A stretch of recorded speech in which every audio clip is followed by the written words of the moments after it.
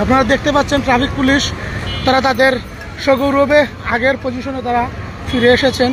সুন্দর এবং সুশৃঙ্খল একটি সড়ক উপহার দেওয়ার লক্ষ্যে তাদের অক্লান্ত পরিশ্রম আমরা হাড়ে হাড়ে টের পেয়েছি।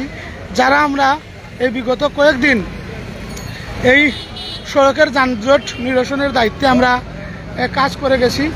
আমরা কিছুদিন ছিলাম না, কিন্তু আমাদের ছোটো ভাইরা অনেক আমাদের কাজের ঔপন্যটা তারা পূর্ণ করেছে। তাদেরকে অনেক ধন্যবাদ। আসলে ট্রাফিক অনেক কষ্টের কাজ, তারাও অনেকটা কিছুটা বুঝতে পারছে, যাক অনেক সহযোগিতা করছে। এখন আমরা ফিরে আসছি আবার, বাইরে আমরা আমাদের সাথে আছে, একসাথে এখন আমরা কাঁধে কাঁধ মিলায় কাজ করবো। এই হলো যারা এটা অনেক কঠিন একটা কাজ, তারপরে তারা খুব সুন্দরভাবেই শহরটারে চালাই নিয়ে গেছে, কোনো গাড়ির চাকা বন্ধ হতে দিচ্ছে না। এটা হলো সবচেয়ে বড় কথা।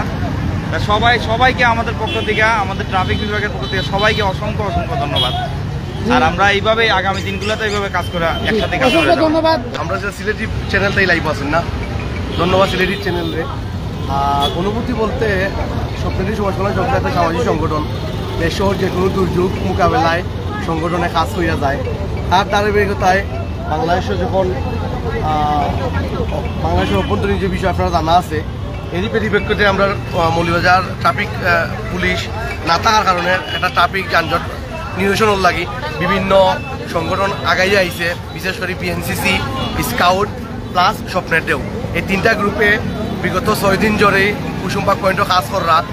আর এই কাজের শরীর হইতে আমি পারছি স্বপ্নের ঢেউ সদস্য হিসাবে গর্বিত এবং প্রাউড ফিল করি। কারণ দেশের তরে দেশের লগে আমরা কাম করিয়া যাওয়াটা সবর দায়িত্ব। আর দেশের ইয়া কিচ্ছু একটা করলে আসলে ভালো লাগে।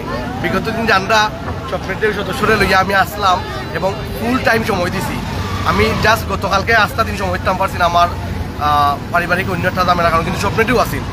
আর স্বপ্নের ঢেউ যারা সারাদিন শ্রম দিছে, আসলে তাদের প্রতি আমি কৃতজ্ঞ আর ভালোবাসা অবিরাম। কারণ এই দেশপ্রেম না থাকলে আসলে দেশ গড়া দায়িত্ব নাই। আমরা প্রথমত দেশপ্রেম থাকতে হইব, আমরা দেশও প্রতি টান না থাকলে দেশকে করতে পারতাম না। আর এটা গড়ার লক্ষ্যে কিংবা দেশে পাল্লা পাইয়েও আমরা দিন রাত শ্রম দিয়ে গেছি। শফিকুল, ধন্যবাদ। আচ্ছা,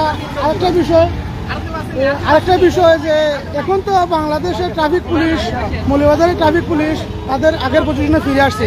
এখন আপনি কি মনে করেন, আমাদের কি আর দরকার আছে এখানে? ধন্যবাদ। আমরা অলরেডি ট্রাফিক পুলিশের সাথে আমাদের কথা অলরেডি হয়েছে। আমরা ট্রাফিক পুলিশের লগে আরো 2 দিন আমরা শ্রম দিব, কারণ একটা উশৃঙ্খল একটা বিষয় থাকি বাংলাদেশ বার হয়ে আইছে। প্লাস উঠ করি তারা বইলে হয়তোবা কোনো ধরনের অপ্রীতিকর ঘটনা ঘটতো না, যাতে আমরা যারা স্বেচ্ছাসেবী আসলাম আমরা 3টা টিমর 6 জন করে প্রতিদিন কাজ করবো তার লগে। যখন মনে করবো আমরা এই মুহূর্তে সেফ জোন মৌলভীবাজার কোনো প্রবলেম নাই, কোনো প্রবলেম হইতো নাই, তখন ইনশাল্লাহ আমরা ঘরে ফিরে যাইব।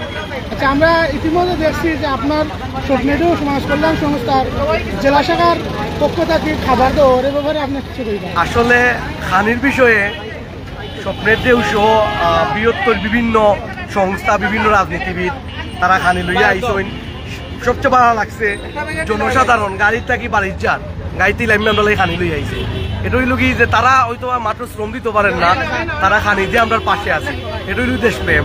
যেমন স্বপ্নের দিয়েও মাঠ পর্যায়ে কাম করিয়া গেছে, আবার খানি দিয়েও শ্রম দিয়া গেছে। কারণ আজকে আমরা লাঞ্চ করা নিব, আজকে এনে যারা কাম করলাম তারা লাঞ্চ করাইব রেস্টিনে। এটা একটা দেশপ্রেম। তারা জাস্ট খাওয়ানি দিয়ে সহযোগিতা করে, যে তারা শ্রমদের তারার পাশে দাঁড়ানি, কেউ শ্রম দিয়া পাশে দাঁড়ার, কেউ খাওয়াইয়া পাশে দাঁড়ার, ওটুকু দেশপ্রেম।